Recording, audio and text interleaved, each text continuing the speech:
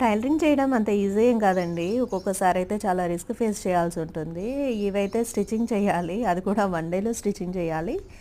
ఇక్కడ already night అంతా కూర్చొని చేసినవి ఉన్నాయి. నేను ఈ వీడియో షూట్ వచ్చేసి ఆల్మోస్ట్ ఎర్లీ మార్నింగ్ 4కి ఆ టైంకి షూట్ చేస్తున్నాను. నేను నైట్ అంతా స్టిచ్ చేసినవి ఇవి మార్నింగ్ కల్లా ఇచ్చేసేయాలన్నట్టు. మనము కస్టమర్లకి ఇన్ టైంలో ఇస్తే మనకి గిరాకీ అనేది రెగ్యులర్గా ఉంటుంది. మనం తీసుకోలేదనుకోండి గిరాకీ కూడా అలానే పోతుంది. కాబట్టి రిస్క్ అనేది కంపల్సరీ ఉంటుంది. ఇది ఇవన్నీ కూడా మళ్ళీ ఇది తర్వాత చేయాల్సిన వర్క్ అన్నట్టు. ఎప్పుడైనా నేను హెవీ వర్క్ ఉన్నదనుకోండి, నాకు షాప్లో టైం సరిపోదు అనుకున్నప్పుడు నాకు ఇంట్లో మిషన్ ఉంటుంది ఆల్రెడీ. ఓర్లాక్ గడ్డ ఒకటి, కంప్యూటర్ది ఒకటి నేను ఇంటికి షిఫ్ట్ చేసుకుంటాను. ఇది డే అంతా పట్టింది, ఇది నైట్ అంతా పట్టింది, డే కాదు.